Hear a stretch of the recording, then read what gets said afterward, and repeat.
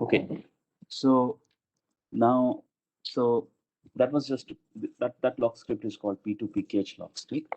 There are various other lock scripts that are available, and that those are, you can call them Bitcoin smart contracts. Yeah, they're very simple, but they are very versatile. Okay, okay. So you remember, if you look at if you remember the Bitcoin transaction, okay, the transaction, uh, you know, like here is one such transaction. Uh, we said that transaction has basically input and output, and and in fact, this is a multi-input, multi-output.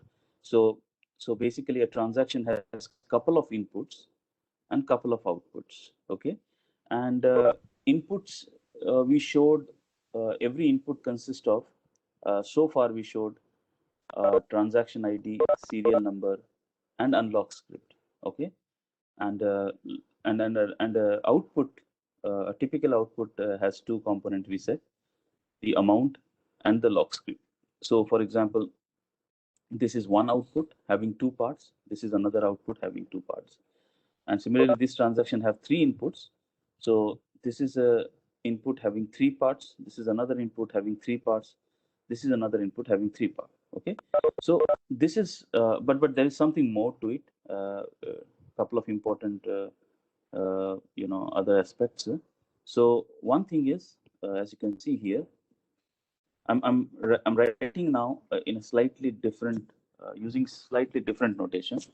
Okay, so as you can see, uh, I'm putting my transaction. You see, having two. In fact, the first field here is basically the version of the transaction, and then I'm saying basically what I mean. A transaction basically has number of inputs. So here, for example, this transaction has capital N inputs, and then a transaction has multiple outputs. Okay, of course, that we have seen. And then there is this interesting field which is called n log time. Okay, so I mean, a 32-bit number goes here to represent a n log time field. We just want to see what is this. Okay, now if you look at any of this input, this is what make a transaction. But if you look at any of the input, if you open up, the input itself is again, a sort of a data structure. And remember, we so far showed that there are three aspects of input, any input. One is the transaction ID, which we call also hash of the previous transaction that we were referring. Then the serial number that we call, and there is this unlock script, which is we also call script seek. There is also another field which is called length of the script seek field. Don't worry about that. But what is important, the other part is basically n sequence number. Okay, so every input has a n sequence number as well. Okay, so we showed so far three inputs to every input, three parts to every input. One is the hash, sequence number, and the unlock script. But there is additional field in every input, which is n sequence number, which is associated to every input. That is also very important. We just have to see what is this is used for. And then if you look at any output and open it up, this is also a data structure. And we saw there are two parts to it, basically the value of the bitcoins that output carrying, and of course the locking script under which the value is locked. Okay, so this is again length of this lock script. This is important. How big is the length? Okay, that is important. That determines, for example, how much fee you have to pay and so on. Okay, but these are the two important parts. Okay, which we have seen. Okay, so we just move ahead, and uh, we will try to now define what is n log time and n sequence. Okay, so once again, every transaction has one n log time field, and the transaction has multiple inputs, and every input has its own n sequence number. And we just want to see what are those two things. Okay, I hope this is clear. So let's go ahead. Uh, so first is we want to see n log time. What is n log time? Okay, so maybe before even I read that out, okay, uh, maybe I want to ask you, for example, when in Bitcoin, when we make a transaction, okay, when we make a transaction, once the transaction is approved, once the transaction is approved, the money goes out from your account and basically is locked, uh, you know, to some lock script, using some lock script. So if I look at any transaction, maybe let me go back and quickly retrieve one transaction.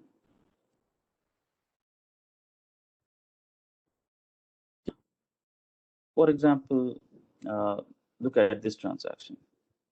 Look at this transaction. Okay. So in this transaction, what is, so once this transaction, for example, B is the user who has basically made this transaction.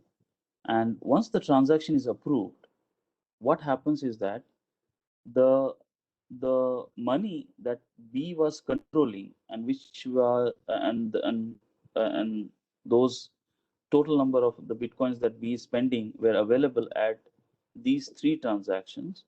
Once this transaction is approved in the world state, uh, the entry for these three transactions where the money was available is turned into spent. I mean, you actually mark them as spent. So that basically means the money has come out of B's control. Okay, once this transaction is approved, the money has come out of the control of B. Okay, and now the this amount of money is basically now available at the Bitcoin. I mean, you can think of like it is available in the Bitcoin network and it is locked by this lock script. So anybody who can provide unlock script can actually spend this money. But at this point, it is simply locked by this, I mean, this money is under the control of this lock script. Okay. Similarly, this money is under the control of lock script. But if you examine the lock script correctly, for example, uh, if you are just any user, if you examine it, then you will not know. You simply know that perhaps this is under the control of some user, but you don't know even the user.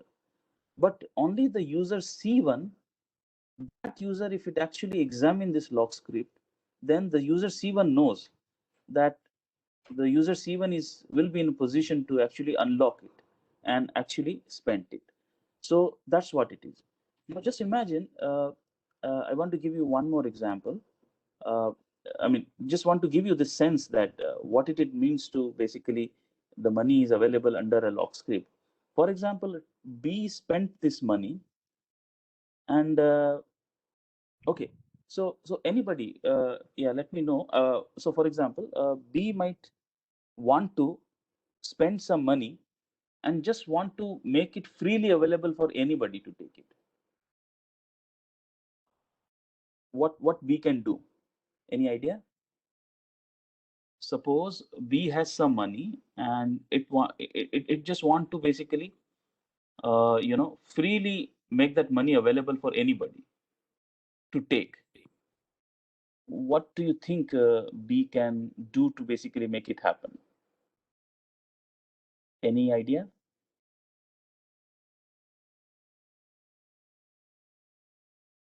We should keep in a central facility like our current banking system.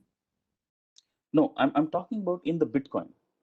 So B, for example, has some Bitcoin. So for example, B may be having a lot of Bitcoins and suddenly B decides to donate some Bitcoins. And B maybe wants to give this Bitcoin, I mean, just freely available and first come, first basis. Anybody just can come and take it. So He what will do you not think? write that unlock script. It what? He will not It write the unlock script. no. Yeah, it will actually, because when you actually, so for example, X1 Bitcoins is what maybe B wants to make freely available.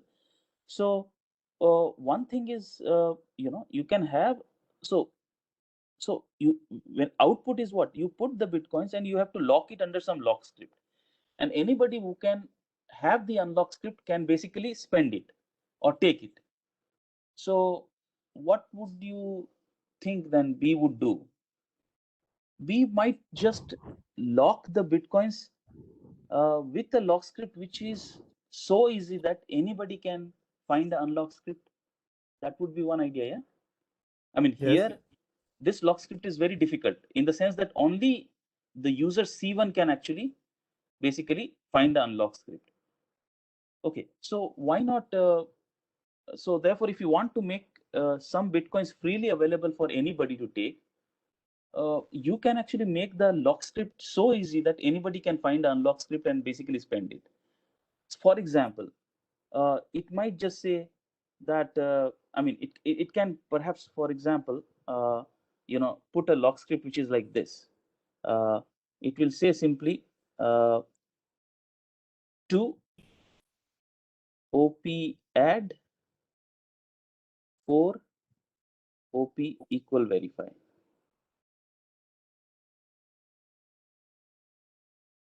So what is this? So what is the unlock script then? Anybody? I mean, this is the lock script, for example, B uses to lock X1 Bitcoins. So what would be the corresponding unlock script then?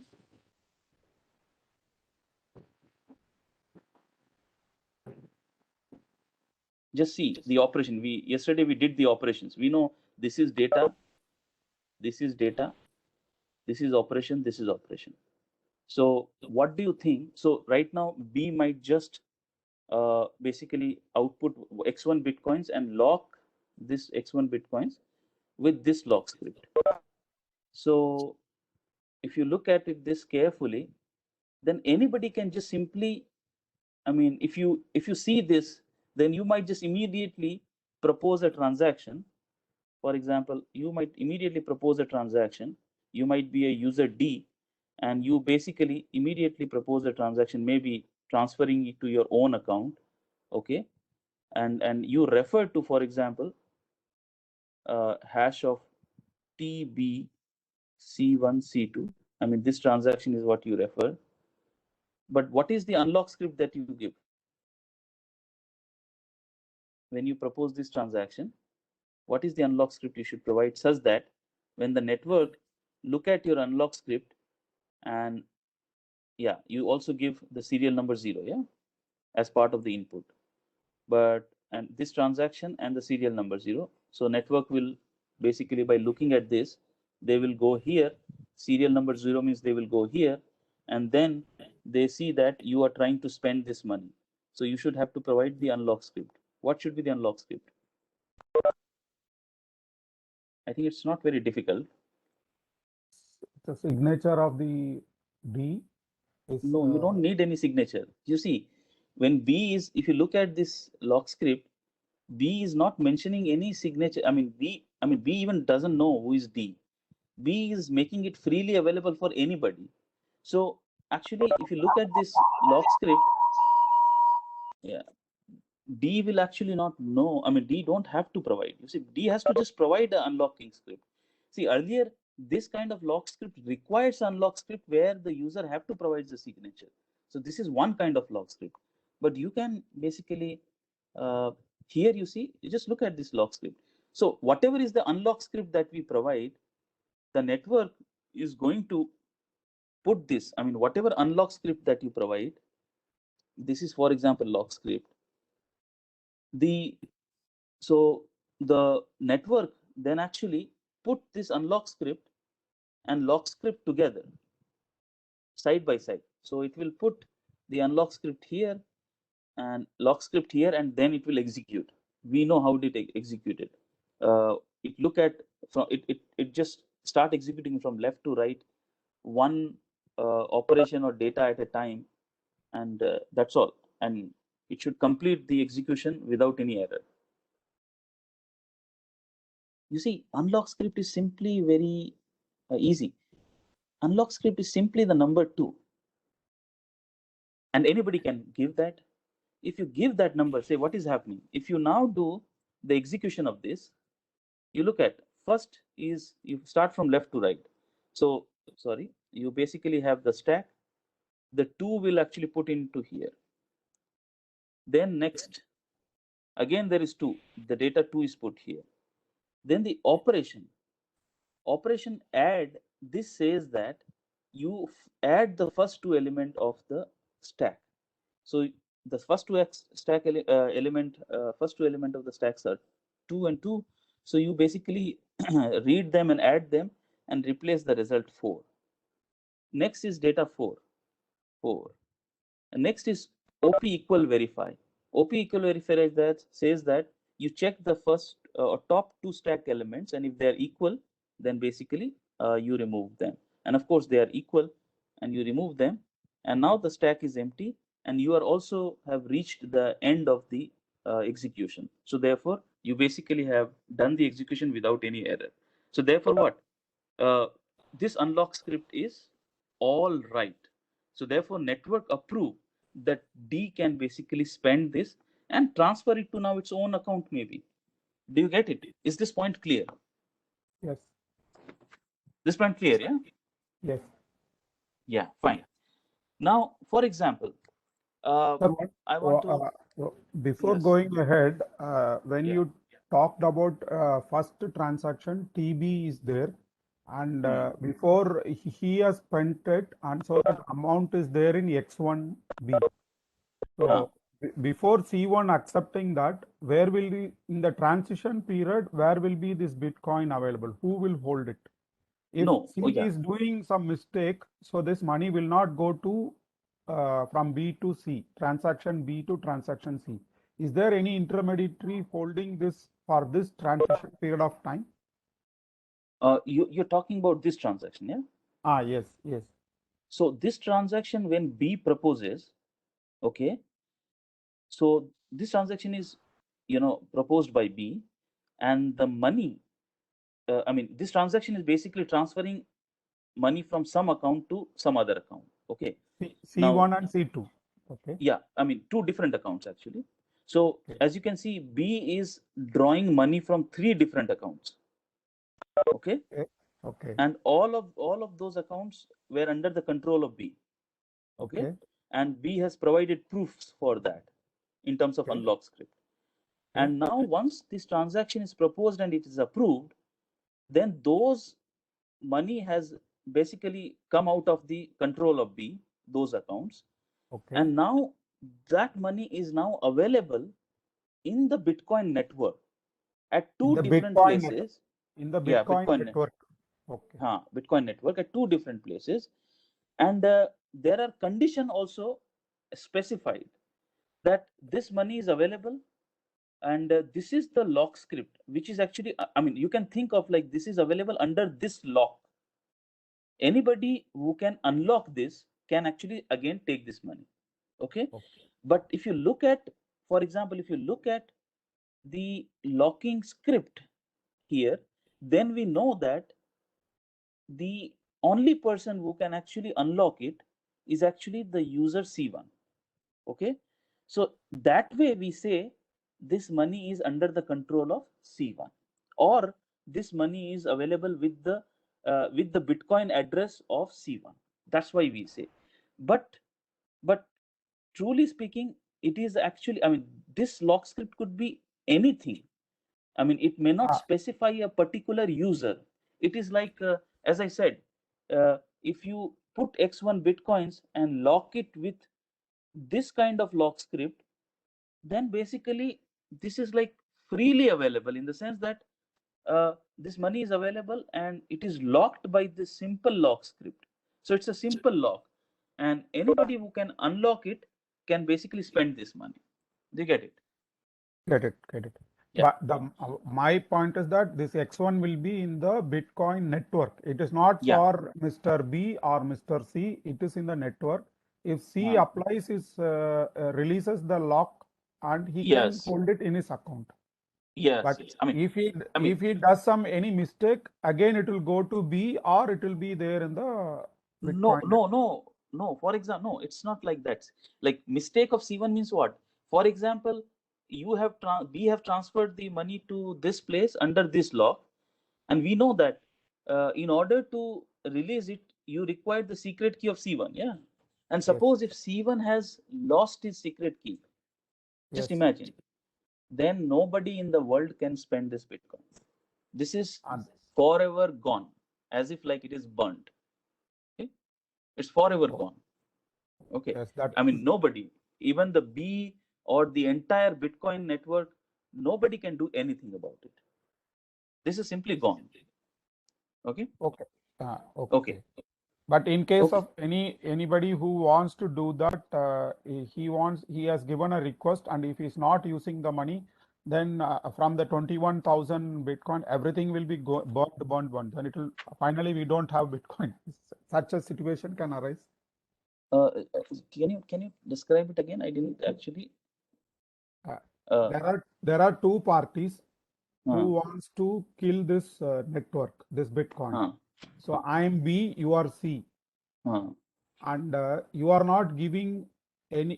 You know the lock screen, but you are not using it. uh.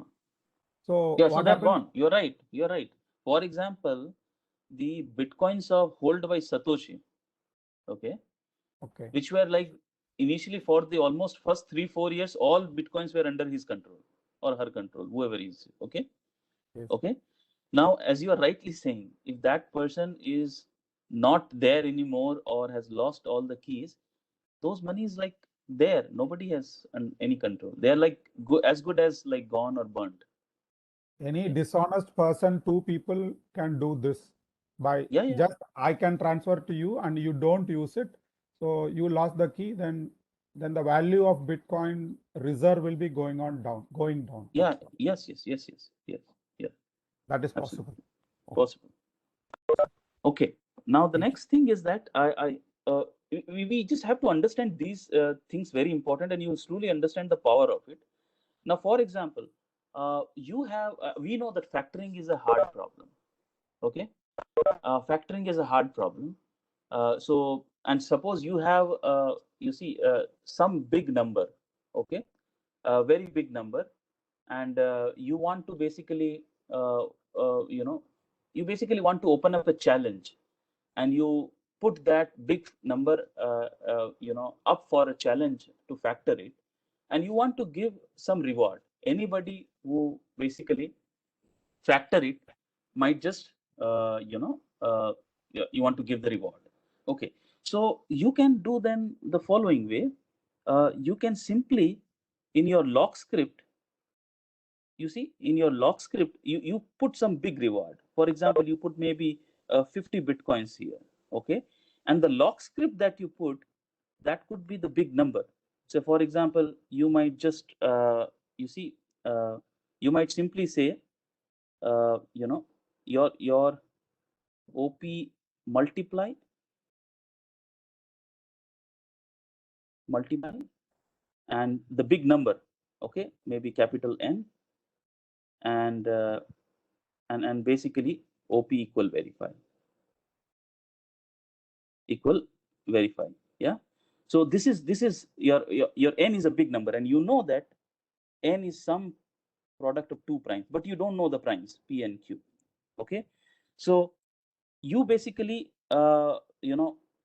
created a transaction, spent the money, and basically put 50 Bitcoins, which is a huge amount of money, and you basically lock it under this lock script. Okay.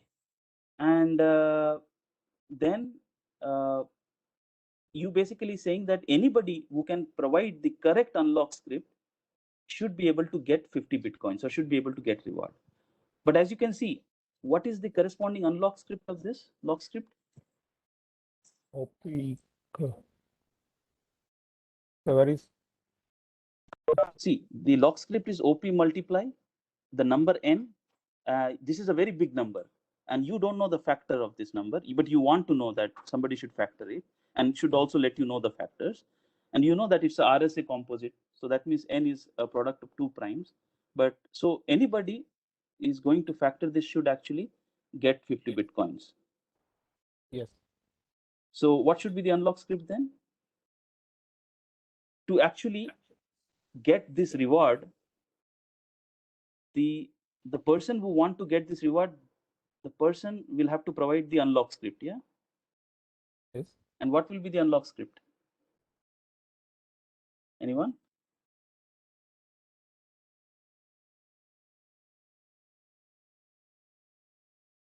shouldn't be very difficult now, given that we saw the last time.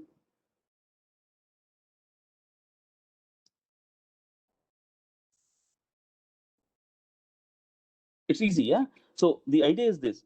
So the idea is that if you want to provide unlock script, the only valid unlock script of this lock script is this. You actually have to provide the factors of it, the two data, which are the two factors. Because if you can factor n, then you have the p and q, and you actually will have to provide the solution. And then when the network execute it, they will have the data first p, then the data is q, then they will apply the multiply operation, which is basically that top two element of the stack should be multiplied. So you basically multiply it, and the result is then pq, and then data is n. So n you put, and then you see op equal verified. So if n is equal to pq, then you know that actually this is the correct factorization. So anybody basically factorize it correctly will actually get the reward.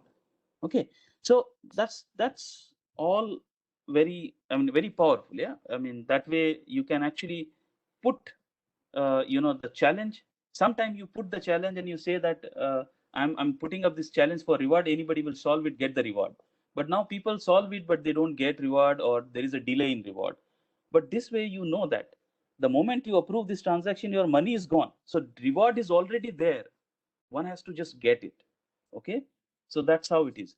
I mean, you can think of very interesting ideas. For example, politicians often make promises before the election, okay, that they do this, they do that. So you can actually hold them accountable. You might ask them, okay, you put perhaps 10 lakhs of equivalent of Bitcoin, you make a transaction and you lock those 10 Bitcoins, 10 lakhs of some amount, huge amount of Bitcoins, and then lock those Bitcoins with a lock script, where the lock script is such that, part of this money, the politician will able to get back only if certain promises should be realized in the future. So you can think of this interesting thing where you actually make people accountable by making sure there is a monetary equivalent, monetarily value which is involved, and if they don't basically come true to their promises, then of course that money is lost. Okay. Yes. Okay. So very interesting idea, but right now let's go ahead, and we wanted to look at the transaction. But now I look back, I come back, and I want to basically, with the fact that the idea is clear right now, that if you make a transaction, okay, then once the transaction is approved, the money is gone and it is available under the lock script, certain lock script. That is important. So once the transaction is approved, the money has actually come out of control of the user who have made the transaction, and now it is available under the control of some lock script. That is important. Yeah. Okay. Now look at what is n lock time. What is the importance of n lock time?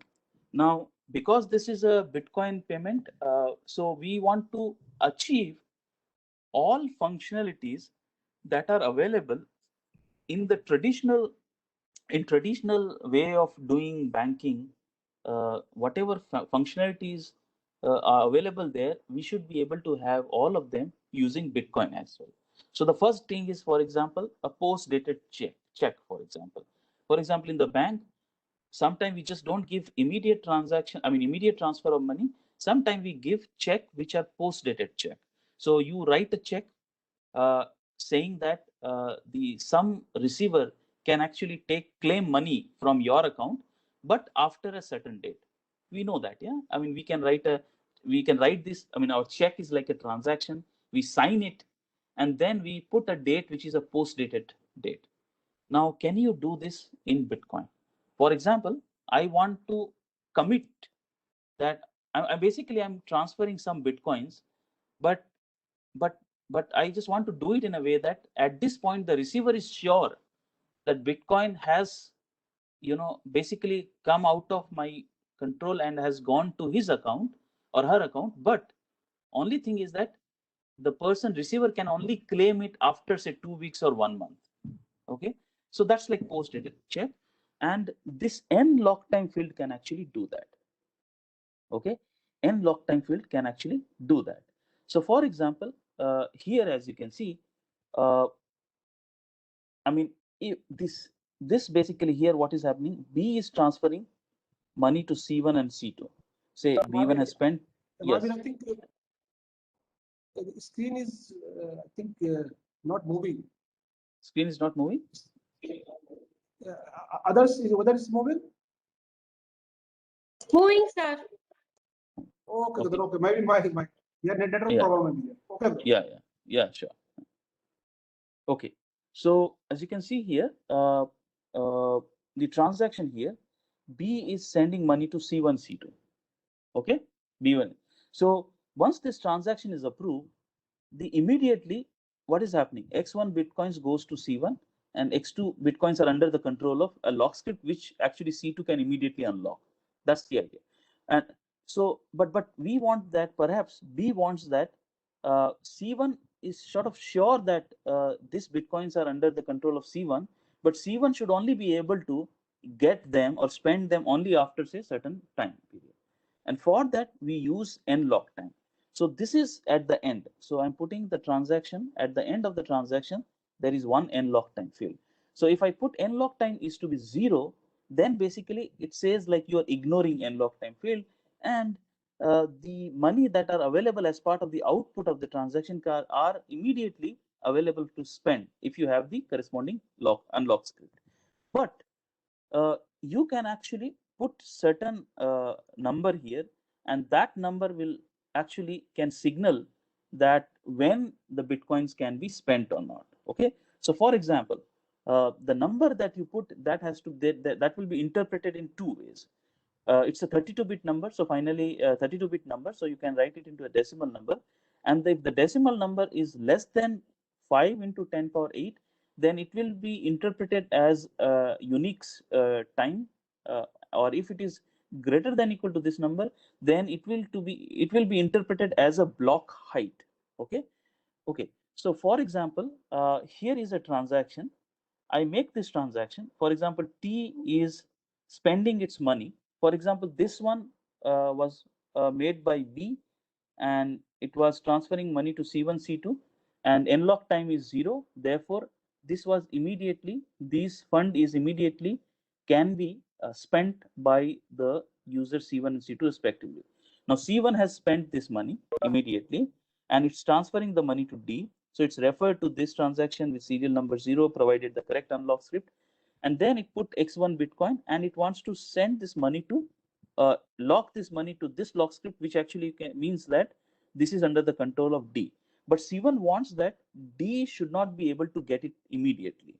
It's like a post-dated check. So in that case, in this transaction, C1 can put nlock time, for example, is this number.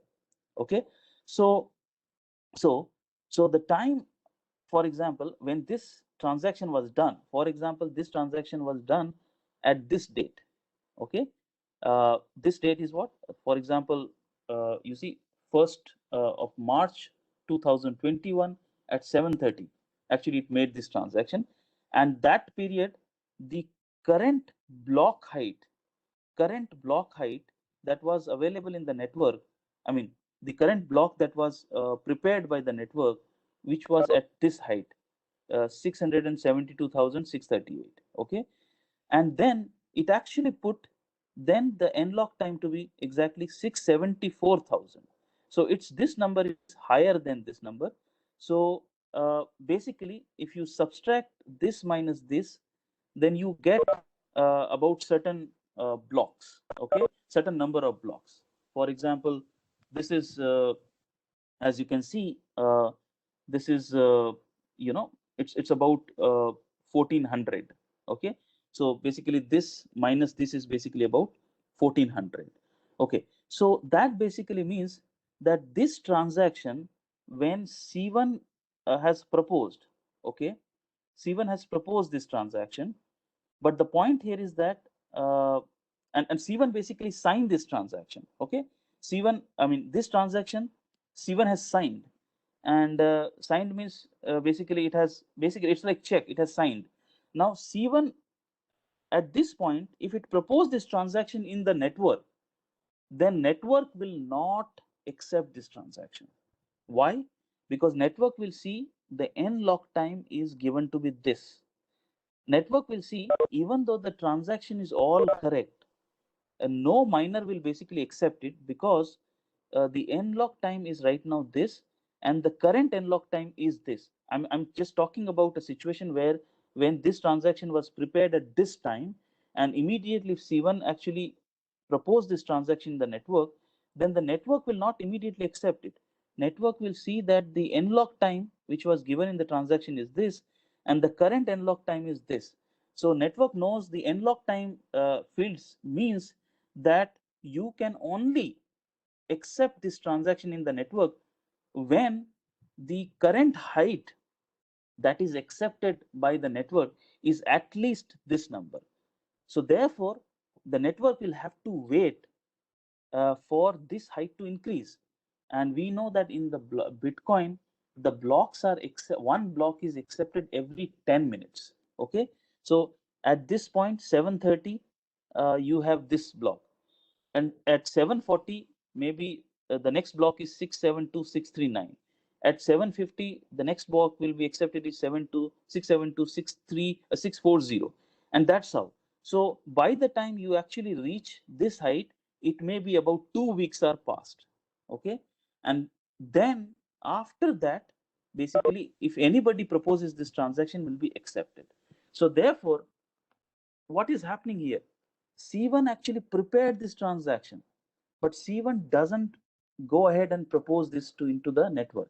C1 actually give this signed transaction to D. Now D look at this transaction carefully, and D immediately knows that if this transaction will be accepted by the network, then the money will come out from here and it will be locked under this lock script, and D can definitely provide the correct unlock script. So D basically hold then the ownership of this money. But the only problem is that this transaction can immediately right now cannot put into the network because of this field. So D will actually take this as a post dated check, and D knows that it takes about 2 weeks from now to basically reach at this point. So after 2 weeks, D actually go ahead and send this transaction into the network. Okay, and so therefore it's like this way you can actually basically come up with a equivalent of post-dated check that you have in banking, traditional banking. Is this clear? Is this part clear? Anybody, any question?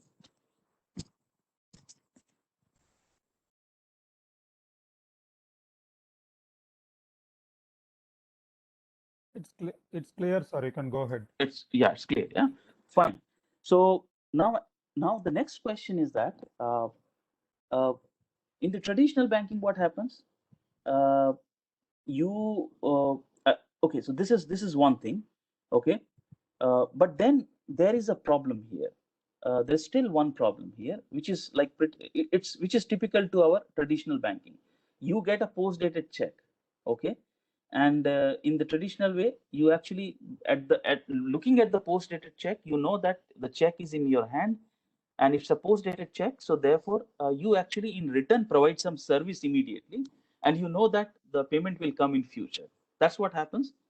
But in reality, we also see the problems like this, that with the time of in the future, when you deposit the post-dated check in the bank, the check bounces, and because the person who issued the check has no sufficient balance in the account. Okay, and we know that this is a serious crime, because the person should ensure that enough balance is there so that there is no problem when you encash the post-dated check. And in reality, usually if there is a bounces, then there is a heavy fine levied on you, the one who issued the post-dated check. So that's how you actually have the check and balance there, to ensure that post-dated check there is no problem. But in the Bitcoin, for example, right now you have given this transaction, which is a post-dated kind of a transaction, to D, and in return D provided the service. Okay, immediately. For example, D might give you some service immediately, at the cost of this, at the fact that it has a post-dated transaction. Okay, that C1 has shared with D. But now, do you think of some problem? Is there a way C1 can still cheat? I mean, C1 has given the, C1 has given the post-dated transaction, but the transaction is never still, gone into the network. D knows that it can actually send this transaction after 2 weeks and get the money. And so immediately D gave the service. But now, do you think C1 can actually cheat pretty much the way, in the traditional way, where the issuer of the post-dated check actually not ensuring sufficient balance in the account? Two scenarios are there. One is that the money is not available in C1's account. And another scenario is that when D is not giving a sufficient service to me, how C will get back his money? Actually, what you told is when TC1 transaction is given, when an input is created, the amount will be available in the Bitcoin network. So when the D puts the unlocks algorithm inside that, he will get the money to his account. But when end lock time is 6,067, 4,000, it will take 1 week to get his money. So there are two scenarios available. C can cheat and also D can cheat. How can you solve this? So D can also cheat. We will come to that. But at this point, we are talking about D, for example, is basically, provided the service. It's the C1 who is actually cheating. How do you resolve? So I'm saying how C1 can cheat. That is important. So at this point, the transaction, when C1 gave to D, the transaction D actually verified, and D knows that at this, when it looks at this transaction, D behaves like a Bitcoin network. It actually go to this transaction, and it sees that at serial number 0, there is some X1 Bitcoins which are under the control of C1. Okay. And the corresponding unlock script is already given here. So therefore, and this is also unspent. So therefore, it knows that C1 has given correct thing. Okay. But the only thing is that this transaction you cannot put into the network now. Okay. Because of this unlock time. But just because you have a correct transaction, D provided the service. But C1 can still cheat. How it can cheat? D has provided service. C1 then go ahead and prepared a new transaction. Okay, this transaction is with D, but it is not has gone to the network. C1 go ahead and prepared another transaction where perhaps C1 actually transfer the money to another account which is under the control of E, or which is maybe C1 itself, and it again prepared the same kind of account like C1, C2, 0, and the same unlock script, and it put X1 Bitcoins here, and then it actually put this, but now under the control of but this scenario you are telling C1 is cheating, but once when C1 has told that I am going to give it to D, it is recorded in the network that he has assured no. This is no recording. This is just offline thing, because as I said, on network only transactions are recorded, and this transaction is not gone to the network. So this is like transferring the transaction as a data over email or over some other kind of software, not over the network. Do you get it? Okay. Isn't it? So this is like a post-dated check. It doesn't have, it never has gone to bank now, which is our Bitcoin network. Okay. So D has just looked at the authenticity of the transaction and sort of trusted that, okay, after 2 weeks, it can actually put this and actually get the money, provided the money is still available. That's the problem. See, now what happens? D has provided a service, and now C1 has made another transaction, similar transaction, but now it has lock script is now it has changed, and this transaction, after it has received from service from D, it actually sent to the network, and once it's sent to the network, this transaction will be approved, and this money will be spent, and this will go under the control of now the new user E. Now after 2 weeks, when D actually go ahead and propose this transaction to the network will go again to here, buy this here, but then they see that, well, this is already spent, you cannot spend it again. Do you see that? Yes. So that way C1 can cheat. Okay, so now you want a way that C1, such that D is also make sure that C1 is not able to cheat. And you also pointed out that after the transaction, D might not send you the service. So we have solution to all of these problems, and all of them are very, very interesting. But of course, because of the time, I cannot go. Uh, uh, so because the problems are anyway in the slides, I have given them. But because I see that there are about 12, 13 minutes left, I will not go ahead with end sequence. That I will not go ahead. It takes a bit of time. But I will give you few other, yeah, few couple of other, you know, uh, let me see which one I want to give so that we can make good use of 10, 12 minutes. Okay. Yeah. Okay. So in this context, the next one, next kind of log script I want to give is multisig. Okay. Which is also very important. So we saw now, we are now convinced with the fact that when you actually output some bitcoins, you can lock those bitcoins under different kind of log scripts. Okay. Those log script, we have seen one very standard one is P2PKH. Okay. And we also now see that there is a possibility that we can come up with other kind of log script. And we also now see this concept of n log time. Yeah.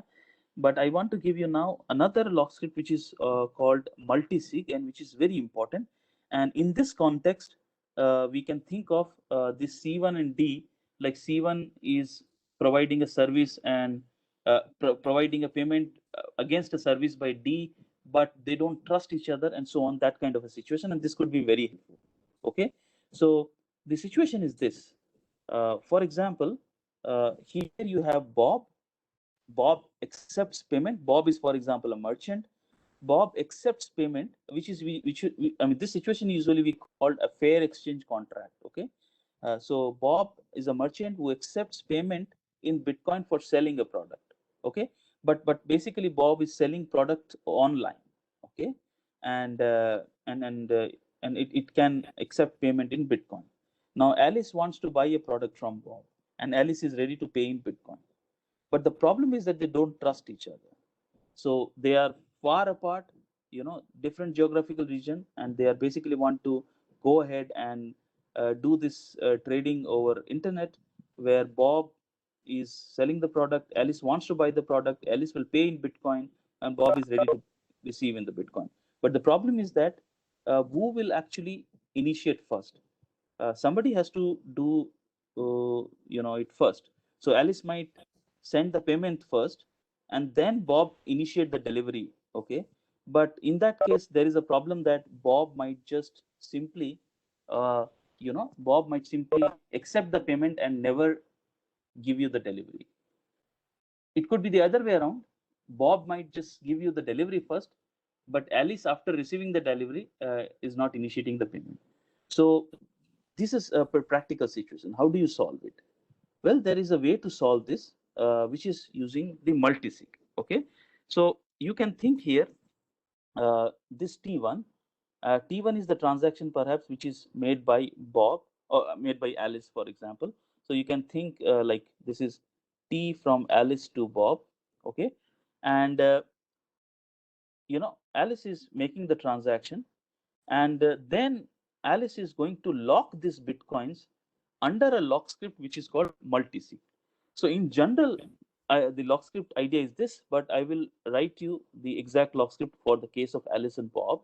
So here what is happening, it will put something like this: to public key of Alice, public key of Bob, and 2, and then the next command is op check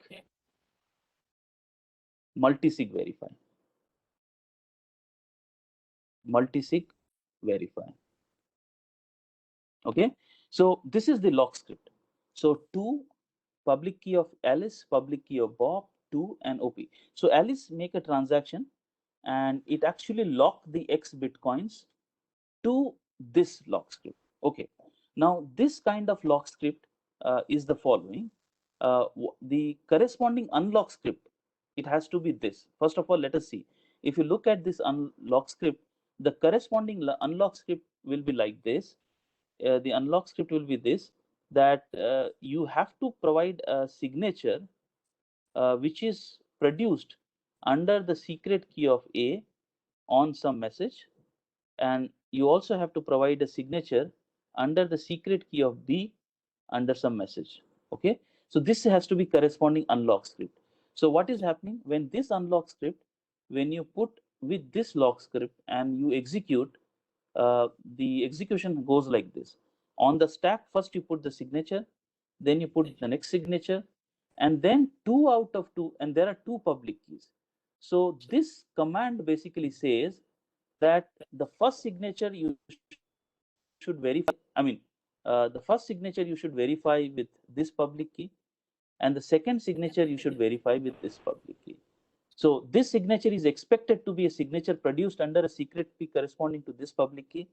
This signature should be a signature produced under the secret key corresponding to this public key. If this is happening, then this is a valid unlock script corresponding to this lock script. So in a sense, when T make this transaction, A make this transaction and locking X bitcoins to this lock script, that basically means the money has come out of the control. And if this transaction gets approved, then the money has come out of the control of A, and the money is now available in the Bitcoin network locked under this lock script. And in the future, the unlock script that anyone can come up with is basically are the 2 people which are A and B itself. So Alice and Bob, if they come together, they can only basically provide the unlock script, and that way they can spend this money. So in a sense, Alice has, transferred the money and lock it under the joint control of both Alice and Bob. Okay, so Alice made this payment, so Alice can choose to make this payment in that way, and Bob actually look at that payment, this transaction, and Bob is sure that the money has come out and it is now under the control of Alice and Bob both. So it is not under the control of Alice anymore. So Alice has lost the money already. So, but Bob cannot just simply receive it. To receive the money, Bob actually have to take help of Alice. Alice also have to provide the signature when they later want to spend it. So therefore, Bob thinks it is best if it actually initiates the delivery. So once the delivery is now reaching to Alice, then Alice and Bob can come together and actually transfer the money to Bob. And that's the best way one should do. Otherwise, you see, the money is, if both of them not cooperating, the money is actually forever lost then. Okay, and Alice will not gain much because Alice, the money has already come out of the Alice account. Okay, so that's one way, and this is one way to basically put money under the joint ownership of 2 people or multiple people. But here what is happening, there is another problem. It's still good, but there could be one problem. You see, the money is already out of control of Alice, and we know that it's good for the Bob to now deliver so that it actually get the money out of here. But there could be still a problem. Bob might still not actually pay, and Bob is not losing anything. Bob still might not deliver the product, and it's not costing Bob anything as such, but Alice, it is costing huge, because Alice has already transferred the money, and that money is really out of the control of Alice. So Alice is taking a risk here. But so is Bob. Bob might just looking at this, Bob might transfer the product. Alice has the product. The money of the Alice has also, corresponding money also has gone out. So Alice is sort of balanced. But Alice might not cooperate with Bob after receiving the product. And in that case, the money is under nobody's control. It's there. But Bob has lost the product and has not received the money. So therefore, still there is a problem. But then we can have a solution for that. And again, that's multi-sig. So you can have an arbitrator. Okay, you can have an arbitrator. Arbitrator is the person who will actually resolve these disputes. So what happens now? This time Alice and Bob invite arbitrator, let's call M. Okay, and Alice does the following. Alice transfer the money, X bitcoins, and it actually locks it under the following thing. It actually put two, but it puts now three public keys: public key of A, public key of B, and public key of M, the arbitrator. And it puts actually three here now, and then the command op check multisig verify. Okay, so this basically means that the corresponding unlock script will be the following. It is 2 out of 3. So this command basically says that there are 3 public keys listed. Any 2 of these 3 public keys, if they produce signature, then they should be able to spend the money. So the money is right now under the control of 3 people. And in the future, if any 2 of these 3 people come together and provide signatures, then they will be able to spend the money. So then in that case, what happens? The money is transferred and it is under it's under the joint ownership of these 3 peoples now. And after this B actually deliver the product, now if a dispute arrives, for example, B doesn't set the delivery, B send the delivery but it is not a good product, or A receives the delivery but is not sending the payment to B, in all kind of disputes, finally they can actually reach out to Bob, the arbitrator M, and M can then basically listen on both the arguments, and if it decides that no, the payment must go to B, or if it decides the payment should go back to A, it can do the following. It can actually go, so for example, M decides that the payment should come back to A, then M and A can come together and then they can produce signatures under the secret key of A and under the secret key of M, and this will means they can spend this money and then transfer back that money to Alice account. So this is multisig, and this gives you a solution to the post dated check and so on. Okay, also. Okay, so I'll stop here. It's just 10:30. I think we should not go ahead. The other speakers may be waiting. So thank you very much. I will stop. Yeah, I don't think we have time for quick question.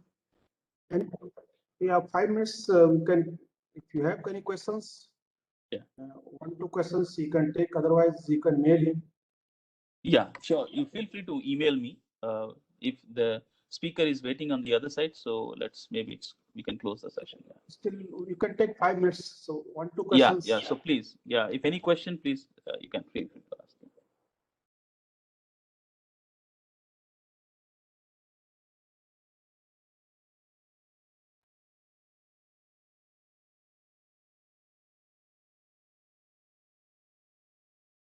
Okay. So if there is no questions, so let's thanks the speaker. So for the complete explanation about the Bitcoin, and this PPT, we will share the PPT to you. I think this will be like a book on Bitcoin. So you can just revise it, and you'll have complete knowledge on the Bitcoin. So Marvin, thank you very much. No, thank you, Kumar. Thank you very much for inviting me to this workshop. And I also, with your permission, I want to also announce maybe that the computer science department at the Ashoka University is looking for motivated PhD students. Okay, and I myself is looking for good students who are motivated in cryptography, blockchain, and so on. Yeah, so if you keep looking at the website of the computer science for the upcoming admissions of the PhD in computer science at Ashoka University. Okay, thank you. Okay, thank you once again, Marvin.